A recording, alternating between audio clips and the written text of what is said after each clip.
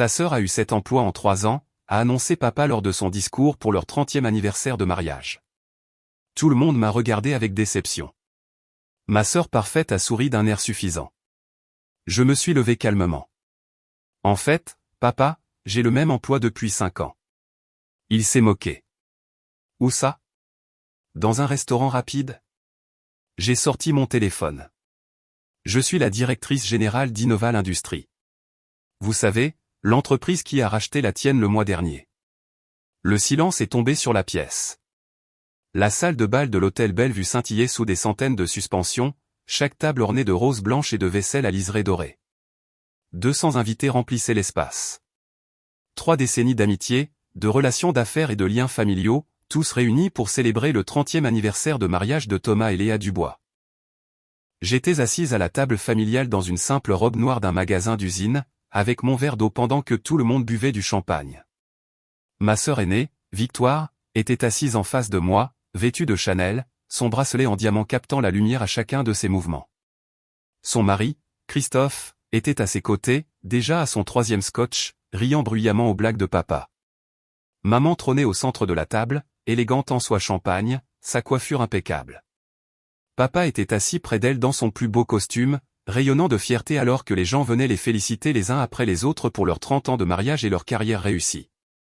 Thomas Dubois avait bâti la manufacture du bois à partir de rien pour en faire une entreprise d'équipement industriel de taille moyenne avec un chiffre d'affaires annuel d'environ 37 millions d'euros. Il en était fier. Il le mentionnait dans chaque conversation, chaque discours, chaque présentation. Un homme qui s'est fait tout seul. Parti de rien. L'incarnation de la réussite à la française. Et puis il y avait moi, Chloé Dubois, la fille qui n'arrivait pas à garder un emploi. Alors, Chloé, a dit ma tante Carole depuis l'autre bout de la table, sa voix portant cette fausse douceur qui annonçait une remarque cruelle. Que fais-tu ces temps-ci? Toujours en train de te chercher? J'ai souri poliment. Je travaille. Je suis occupé. Tu travailles où? A-t-elle insisté en se penchant en avant. Vraiment curieuse ou vraiment cruelle? Avec tante Carole, c'était difficile à dire. La dernière fois que j'ai entendu parler de toi, tu étais dans cette agence de marketing. Où était-ce le cabinet de conseil? C'était il y a 2 ans, est intervenue Victoire, serviable. Elle a eu au moins 3 emplois depuis, peut-être 4. Je ne suis plus. 6, en fait, a ajouté Christophe en faisant tourner son scotch. Je tiens une liste. C'est impressionnant, à sa manière. La plupart des gens n'arrivent pas à échouer autant de fois en si peu de temps. La table a ri des rires polis et gênés qui reconnaissaient la blague tout en feignant de désapprouver sa cruauté. Allons, Christophe, a dit maman faiblement, mais elle souriait. Chloé explore simplement ses options. Pendant 3 ans, a dit Victoire. À 32 ans. La plupart des gens explorent leurs options dans la vingtaine. À 30 ans, on est censé avoir choisi quelque chose. Certaines personnes s'épanouissent sur le tard, a dit papa, mais sont-on suggéré qu'ils ne croyaient pas du tout que je m'épanouirais un jour. Chloé a toujours été différente. Moins motivée que Victoire. Moins concentrée. Moins réussie. C'était le mot qu'il n'a pas prononcé, mais que tout le monde a entendu. Je pense juste qu'il est important de trouver ce qui nous correspond, ai-je dit doucement. Ce qui te correspond? A répété Victoire d'un ton moqueur. Chloé, tu as essayé le marketing, le conseil, la vente, la gestion de projet, les opérations, et... C'était quoi le dernier? Une jeune pousse qui a coulé en 6 mois. Elle n'a pas coulé, ai-je corrigé. Elle a été rachetée. C'est la même chose, a dit Christophe. Le fait est que tu as 32 ans sans trajectoire de carrière, sans économie, sans propriété, rien à montrer pour plus d'1 décennie sur le marché du travail. Contrairement à Victoire, a ajouté tante Carole, qui est devenue associée dans son cabinet d'avocat à 30 ans. La plus jeune de l'histoire du cabinet. Victoire a souri modestement, mais ses yeux pétillaient de triomphe. Elle adorait ces moments. Adorait être comparée à moi, adorait gagner. Victoire a toujours été exceptionnelle, a convenu papa. Major de sa promotion à l'université Panthéon-Assas, devenu associé en un temps record, marié à un chirurgien de renom. Il a hoché la tête en direction de Christophe. Elle a construit une vie dont nous pouvons être fiers. L'implication était claire. La vie de Victoire était une vie dont il pouvait être fier. La mienne, non. D'autres membres de la famille se sont approchés, attirés par la conversation, mon cousin David, mon oncle Robert, plusieurs des partenaires commerciaux de papa et leur famille. Tous s'installant pour assister au drame familier de la décevante fille cadette de la famille Dubois. Alors, c'est quoi cette fois? A demandé oncle Robert. Quel travail fais-tu maintenant, Chloé? Je suis dans la gestion d'entreprise, ai-je dit simplement. Victoire a ri, un son aigu comme du verre brisé. La gestion d'entreprise. C'est vague. Qu'est-ce que ça veut dire au juste? Je gère les opérations et la stratégie d'entreprise, ai-je dit. Pour quelle société? A demandé papa, et je pouvais entendre le scepticisme dans sa voix. Une autre jeune pousse qui va fermer dans 6 mois? En fait, je suis dans la même entreprise depuis 5 ans, ai-je dit. Le silence s'est fait à table. Le sourire de Victoire a légèrement vacillé. 5 ans? A dit maman, une lueur d'espoir dans la voix.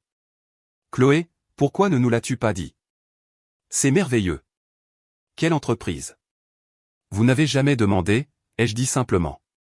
Mais oui, 5 ans. Le même poste tout le temps. Le même poste? A répété Christophe. Donc, pas de promotion, pas d'avancement? Tu es coincé dans le même rôle depuis 5 ans? Le rôle a évolué, ai-je dit. Mais oui, même titre, même entreprise. Quel est le titre?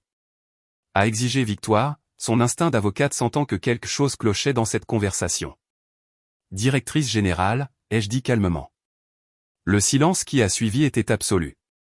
Directrice générale? A répété lentement papa. Tu prétends être directrice générale? Je ne prétends pas. Je suis la directrice générale. Je le suis depuis 5 ans. Directrice générale de quoi? La voix de Victoire avait pris cette intonation tranchante qu'elle utilisait au tribunal. Une minuscule jeune pousse? Une opération de 3 personnes gérée depuis un garage? Quelque chose comme ça, ai-je dit, bien que nous soyons sortis du garage maintenant. Nous sommes devenus trop grands vers la 2e année. Christophe a ri. Donc tu diriges une petite entreprise. C'est mignon, Chloé.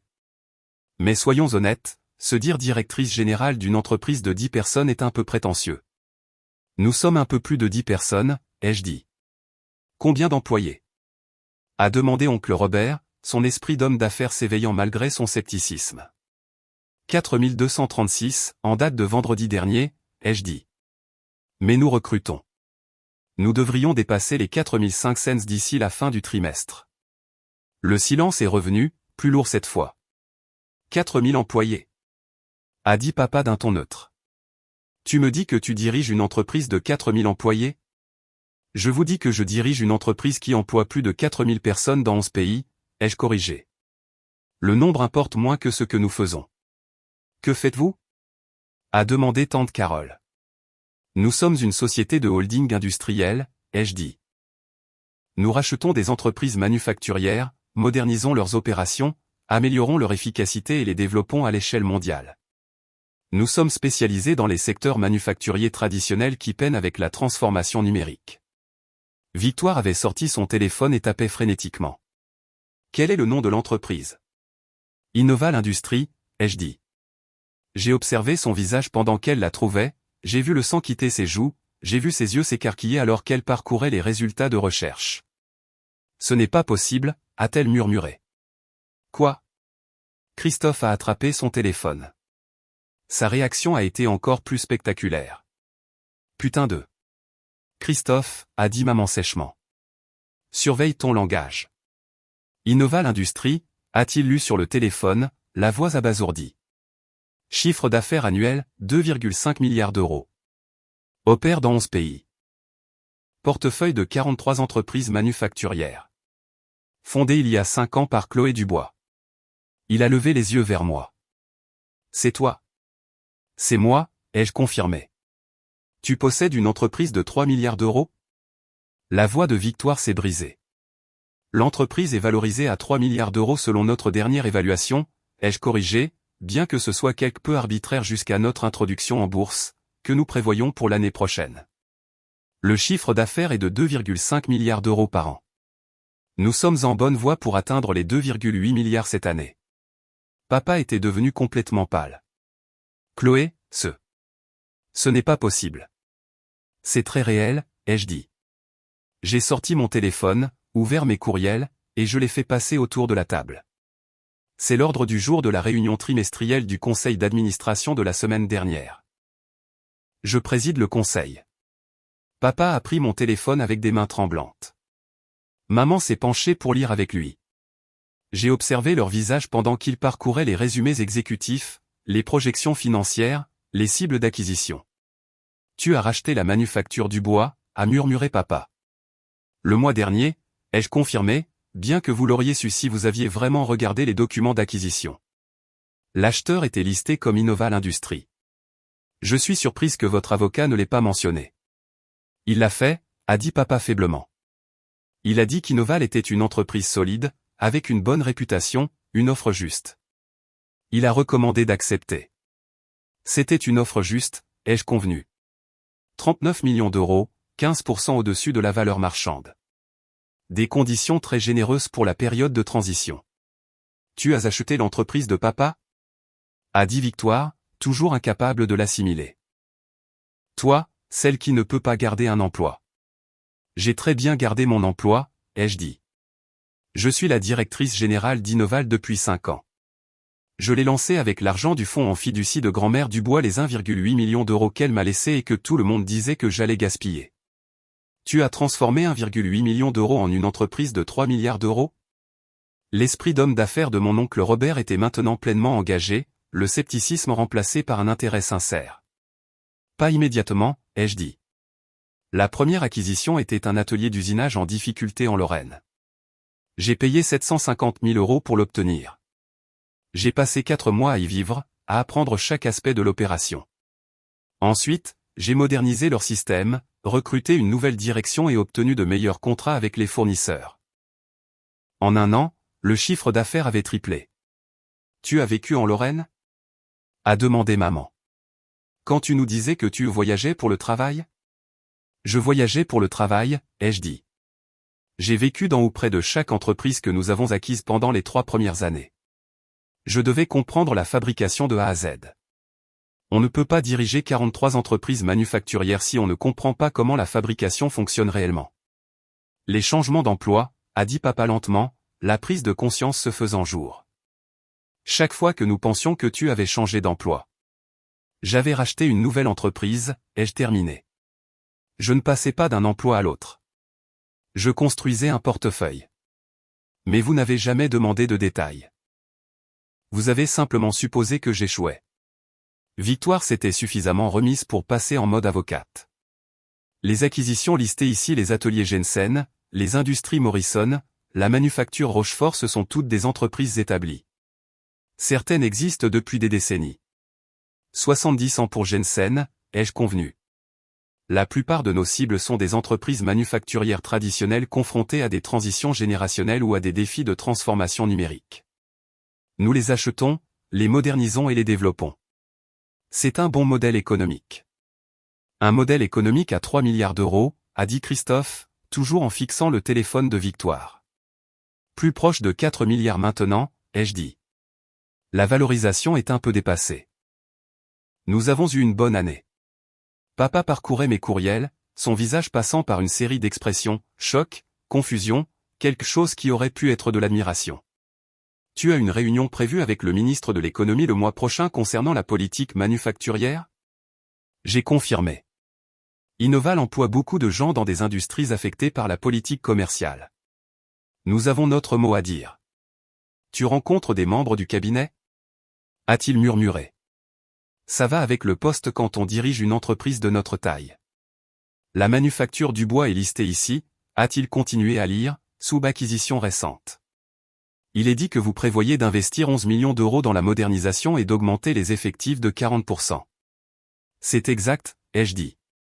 Ton entreprise a de bonnes bases, papa. Des relations clients solides, des produits de qualité, une main-d'œuvre loyale.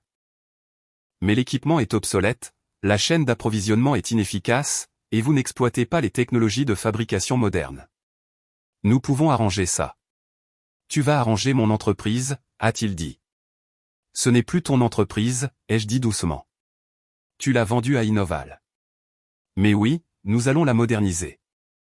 C'est ce que nous faisons.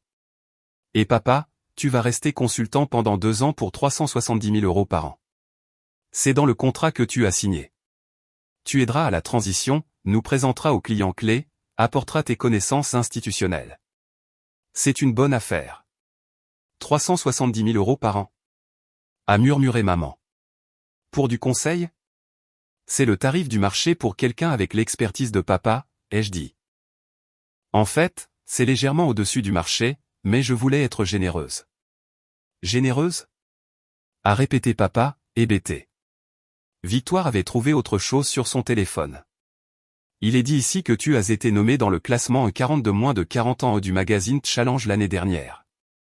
Oui, c'était sympa, ai-je dit. Sympa? A-t-elle répété. Tu as fait la liste de Challenge et tu as appelé ça sympa? Comment devrais-je l'appeler? Ai-je demandé. C'est bon pour les affaires. Ça augmente notre visibilité. Ça aide pour le recrutement et les partenariats. Mais ce n'est qu'une liste. Juste une liste? Christophe a ri, avec une pointe d'hystérie. La plupart des gens encadreraient ça. Le mettraient sur leur mur. Le diraient à tous ceux qu'ils rencontrent. Je n'ai pas de mur dans mon bureau, ai-je dit. Un plateau ouvert favorise la collaboration. Tante Carole était restée silencieuse pendant tout ce temps, mais maintenant elle a pris la parole. Chloé, tu as été milliardaire tout ce temps alors que nous pensions tous que tu avais des difficultés. Je ne suis pas milliardaire, ai-je corrigé. Je possède environ 70% d'Innoval, ce qui mettrait ma valeur sur le papier à environ 2 milliards d'euros, mais ce sont principalement des capitaux propres non liquides. Ma valeur nette réelle en actifs accessibles est plus proche de 185 millions d'euros. Seulement 185 millions d'euros? A dit sèchement oncle Robert. C'est suffisant, ai-je dit en haussant les épaules. Pourquoi? La voix de maman s'est brisée. Pourquoi ne nous as-tu rien dit? Pourquoi nous avoir laissé penser que tu échouais? Je l'ai regardé un long moment. J'ai essayé de te le dire, maman. Il y a 5 ans, quand j'ai lancé Innoval, je t'ai dit que je créais une société de holding industriel. Tu te souviens de ce que tu as dit? Elle a fermé les yeux. Tu as dit que je gaspillais l'argent de grand-mère dans un projet insensé, ai-je continué. Papa a dit que je devrais plutôt investir dans une franchise, quelque chose de prouvé, de sûr. Victoire a dit que je serais en faillite d'ici 1 an. Nous essayons de te protéger, a dit papa faiblement. Vous essayez de me contrôler, ai-je corrigé. Et quand je n'ai pas suivi vos conseils, vous avez décidé que j'avais échoué. Chaque acquisition, chaque entreprise où j'ai vécu, chaque nuit tardive et chaque matinée précoce que j'ai passée à apprendre la fabrication, vous avez vu tout cela comme un changement constant d'emploi, comme un échec. Nous ne savions pas, a dit Victoire. Vous n'avez pas demandé, ai-je répondu. Vous ne vouliez pas savoir. C'était plus facile d'avoir le récit de la fille décevante. Plus facile de me comparer à la parfaite Victoire, plus facile de vous sentir supérieur. Les mots ont atterri comme des coups. Ce n'est pas juste, a protesté Victoire, mais sa voix manquait de conviction. Ah non? Ai-je demandé. À chaque réunion de famille depuis 5 ans, vous avez fait des blagues sur mes changements d'emploi. Vous m'avez pris en pitié, vous vous êtes moqué de moi, vous m'avez utilisé comme exemple de ce qu'il ne faut pas faire. Et je vous ai laissé faire, parce que vous corriger aurait signifié me vanter, et ce n'est pas qui je suis. Mais tu es milliardaire, a dit Christophe, toujours bloqué sur ce fait. L'entreprise est valorisée en milliards, ai-je répété. Je suis juste quelqu'un qui a bâti une entreprise qui s'est avérée être un succès. Le chiffre ne change pas qui je suis. Papa a trouvé autre chose dans mes courriels. Tu as une offre ici de BNP Paribas. Ils veulent introduire Innoval en bourse. Ils estiment une valorisation à 11 milliards d'euros, 13 milliards si nous attendons l'année prochaine, ai-je dit. Mais oui, nous prévoyons une introduction en bourse. C'est logique pour l'entreprise à ce stade. 13 milliards, a-t-il répété. Bien que, encore une fois, ce soit une valorisation, pas de l'argent liquide, ai-je dit. Les valorisations de marché sont quelque peu arbitraires. Ce qui importe plus, c'est qu'Innoval disposera de capitaux supplémentaires pour acquérir plus d'entreprises, ce qui signifie sauver plus d'emplois manufacturiers et moderniser plus d'usines pour le XXIe siècle. Tu sauves des emplois, a dit oncle Robert. Les acquisitions que tu fais des entreprises comme la manufacture du bois, la plupart d'entre elles fermeraient probablement sans intervention. Beaucoup le feraient, ai-je convenu. Le secteur manufacturier traverse une transition générationnelle. Les fondateurs partent à la retraite. La nouvelle génération ne veut pas prendre la relève. Les sociétés de capital investissement achètent et démantèlent pour les pièces. Nous offrons un modèle différent. Nous achetons, nous modernisons, nous développons. Tout le monde y gagne. Les propriétaires vendeurs obtiennent une juste valeur, les employés gardent leur emploi et voient souvent leur salaire augmenter, et nous construisons une entreprise durable. C'est en fait noble, a-t-il dit, l'air surpris. C'est une bonne affaire, ai-je corrigé. La noblesse n'est pas pertinente. Mais oui, il y a des externalités positives. Je suis fier du travail que nous faisons.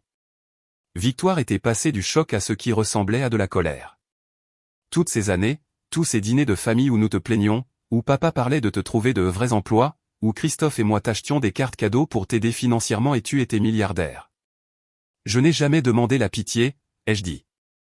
Jamais demandé d'aide. Je ne me suis jamais plainte de ma situation. Vous avez tous décidé que j'avais besoin d'être sauvé, puis vous vous êtes félicité d'avoir essayé de me sauver. Les cartes cadeaux, a dit Christophe soudainement. Les cartes cadeaux Visa que nous te donnions à chaque Noël. 450 € chaque année pour aider un peu. Je les ai donnés à un fonds de secours pour les travailleurs de l'industrie manufacturière, ai-je dit. Ça semblait approprié. Il a ri à cela.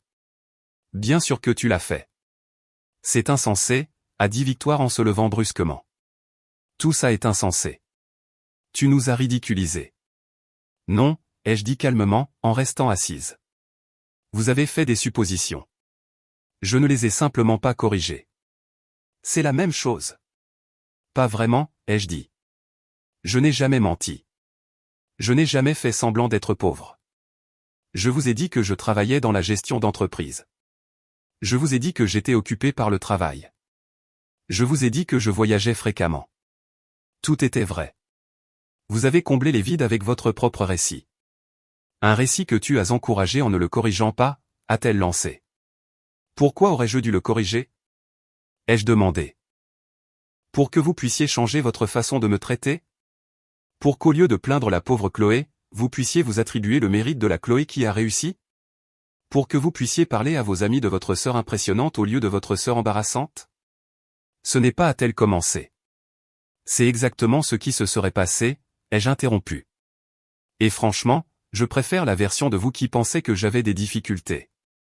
Au moins, cette version était honnête. Maintenant, je vais devoir vous regarder tous réécrire l'histoire, nous avons toujours su que Chloé était spéciale. Nous avons toujours soutenu ses rêves. Nous sommes si fiers de son succès. L'exactitude de la prédiction flottait dans l'air. Papa a posé mon téléphone avec précaution. Chloé, je te dois des excuses. D'énormes excuses. Pendant 5 ans, je t'ai traité comme une ratée, faisant des blagues à tes dépens, te plaignant. Et pendant ce temps, tu construisais un empire que je ne peux même pas comprendre. Excuse notée, ai-je dit. Peux-tu me pardonner? A-t-il demandé. J'ai réfléchi à la question. Je ne sais pas, papa. Peux-tu vraiment changer? Peux-tu arrêter de mesurer la valeur des gens à l'aune des marqueurs de succès traditionnels? Peux-tu voir de la valeur dans des chemins qui ne ressemblent pas aux tiens? Je peux essayer, a-t-il dit. Peut-être que c'est suffisant, ai-je dit. Peut-être. La manufacture du bois, a-t-il dit soudainement. Quand tu l'as achetée, tu aurais pu la fermer, la démanteler pour les pièces comme tu as dit que le capital investissement le fait. Faire un profit rapide. J'aurais pu, ai-je convenu. Ça aurait été rentable à court terme, mais ce n'est pas ce que fait Innoval. Nous construisons, nous ne détruisons pas. Les 11 millions d'euros que tu investis, a-t-il continué, l'expansion des effectifs. C'est réel? Très réel. Nous installons de nouvelles machines à commande numérique, nous modernisons l'infrastructure informatique, nous faisons appel à des consultants en production optimisée. Ton entreprise sera plus efficace, plus compétitive, plus rentable. Et oui, nous embauchons. Une augmentation de 40% des effectifs sur 3 ans. Tu vas sauver mon entreprise, a-t-il dit, et sa voix s'est brisée. Ce n'est plus ton entreprise, lui ai-je rappelé doucement. Mais oui, nous allons la faire prospérer. C'est ce que nous faisons. Maman était restée silencieuse pendant la majeure partie de cet échange, mais maintenant elle a parlé. 30 ans. 30 ans de mariage. Et le jour de notre anniversaire, nous découvrons que notre fille a plus de succès que nous n'aurions jamais pu l'imaginer. Plus de succès que nous tous réunis. Le succès n'est pas une compétition, ai-je dit. Ah non? A-t-elle demandé. Victoire est associée dans un cabinet d'avocats prestigieux. Ton père a bâti une entreprise de 37 millions d'euros. Je suis consultante à succès depuis 20 ans. Nous pensions que nous nous en sortions bien. Nous pensions avoir accompli quelque chose. Vous avez accompli quelque chose, ai-je dit. Vous avez bâti de belles carrières. Vous avez subvenu aux besoins de votre famille. Vous avez créé de la valeur dans vos industries. Ce sont de véritables réalisations. Mais tu as bâti un empire d'1 milliard d'euros, a dit Victoire. 3 milliards, a corrigé Christophe. J'ai bâti une entreprise qui s'est avérée avoir de la valeur, ai-je dit. Mais la valeur n'est pas la réussite. La réussite, ce sont les 4000 personnes qui ont un emploi. Les 43 entreprises qui auraient fermé mais qui sont maintenant florissantes. Le secteur manufacturier que nous aidons à moderniser. C'est ça qui compte. Tu le crois vraiment? A observé oncle Robert. Je le crois vraiment, ai-je confirmé. L'argent n'est qu'un sous-produit. Un sous-produit utile. Il me permet d'acquérir plus d'entreprises, de sauver plus d'emplois, de faire plus de travail. Mais ce n'est pas le but. Quel est le but? A demandé papa. Construire quelque chose qui compte, ai-je dit simplement. Créer une valeur qui dure au-delà des résultats trimestriels. Aider les industries à s'adapter au lieu de mourir. Ce n'est pas compliqué. Mon téléphone a vibré. Un message de mon directeur financier, réunion du conseil déplacée à mardi. Aussi, le bureau du ministre de l'économie a confirmé pour le mois prochain. Et félicitations, tu es officiellement sur la liste des milliardaires de Forbes à partir d'aujourd'hui. Il publie l'article demain. J'ai répondu, merci. À mardi. Quand j'ai relevé la tête, tout le monde me regardait. Forbes? A demandé Victoire, m'ayant vu taper. Juste le travail, ai-je dit. La liste des milliardaires de Forbes, a dit Christophe, ayant réussi à lire par-dessus mon épaule. Ce n'est pas juste le travail. C'est une reconnaissance internationale. C'est une liste, ai-je dit. Une liste bien connue qui sera bonne pour l'image d'Innoval, mais ça reste juste une liste. La plupart des gens fêteraient leur entrée dans la liste des milliardaires de Forbes, a dit tante Carole. Je fêterai ça en finalisant l'acquisition de Saint-Étienne la semaine prochaine, ai-je dit. Ça vaut la peine d'être fêté, sauver 300 emplois dans le secteur manufacturier. Papa a ri, un son mi-émerveillé, mi-incrédule. Tu es extraordinaire, Chloé. Complètement extraordinaire. Et j'ai été trop aveugle pour le voir. Tu as vu ce que tu voulais voir, ai-je dit. Ce qui correspondait à ton récit. Ce qui avait du sens dans ta vision du monde. Je le comprends. Je ne l'aime pas, mais je le comprends.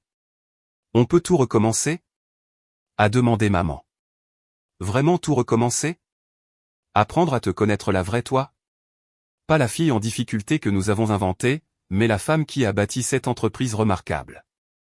J'ai regardé autour de la table les visages pleins d'espoir de mes parents, le mélange d'admiration et de ressentiment de Victoire, l'étonnement de Christophe, le choc de ma famille élargie.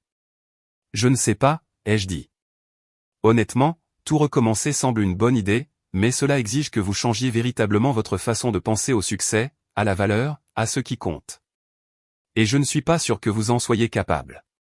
Laisse-nous essayer, a dit papa. Peut-être, ai-je dit, mais pas ce soir. Ce soir, c'est votre anniversaire. 30 ans de mariage. Ça mérite d'être célébré sans que mes affaires ne l'éclipsent. Je crois qu'il est un peu tard pour ça, a dit maman avec un faible rire. Probablement, ai-je convenu. Mais nous pouvons essayer. Racontez-moi votre souvenir préféré de ces 30 dernières années. Quelque chose qui n'a rien à voir avec les affaires, le succès ou l'argent, juste vous deux, mariés. Ils se sont regardés, et pour la première fois de la soirée, j'ai vu une émotion sincère au lieu d'une performance. Maman a pris la main de papa. Notre premier appartement, a dit papa doucement. 55 mètres carrés. Presque pas de meubles, mais il était à nous. Nous étions si pauvres, a ajouté maman, mais si heureux. Ça vaut la peine d'être célébré, ai-je dit. C'est de ça que cette soirée devrait parler. Pas de mon entreprise, pas de la vôtre. Juste de 30 ans passés à construire une vie ensemble. Tu as raison, a dit papa. Tu as tout à fait raison. Le reste de la soirée a été plus calme. Ma famille me regardait toujours différemment avec admiration, avec confusion, avec une remise en question de tout ce qu'ils pensaient savoir. Mais au moins, ils ont essayé de se concentrer sur l'anniversaire. Alors que la fête touchait à sa fin, Victoire m'a prise à part. J'ai été horrible avec toi, a-t-elle dit sans détour. Pendant des années, je t'ai utilisé pour me sentir mieux, pour me sentir supérieur. Et pendant ce temps, tu construisais quelque chose que je ne peux même pas comprendre. Oui, ai-je convenu. Je n'attends pas ton pardon, a-t-elle continué. Mais je veux que tu saches que je le vois maintenant. Je vois ce que tu as fait, et c'est remarquable. Merci, ai-je dit. On peut parler ? A-t-elle demandé. Vraiment parler ? De ton entreprise, de ta vie, de tout ce que j'ai manqué ? Peut-être, ai-je dit, quand tu seras prête à écouter sans comparer, sans rivaliser, sans mesurer mon succès par rapport au tien. Je peux essayer, a-t-elle dit. Alors peut-être qu'on pourra parler, ai-je convenu. Quand je suis parti cette nuit-là, mon téléphone était déjà inondé de messages. Forbes avait apparemment divulgué la liste des milliardaires en avance. Mon équipe de relations publiques gérait les demandes des médias. Mon conseil d'administration voulait une réunion d'urgence pour discuter de la publicité. Mais tout ce à quoi je pouvais penser, c'était les visages de ma famille, la remise en question, le passage soudain de la pitié à l'admiration. Je me demandais s'ils me verraient un jour vraiment, ou s'ils ajusteraient simplement leur récit, me transformant de la fille en difficulté à la réussite milliardaire sans jamais comprendre la personne entre les deux. Seul le temps le dirait. Mais de toute façon, j'avais du travail à faire, des entreprises à acquérir, des emplois à sauver, un empire à bâtir, avec ou sans leur approbation.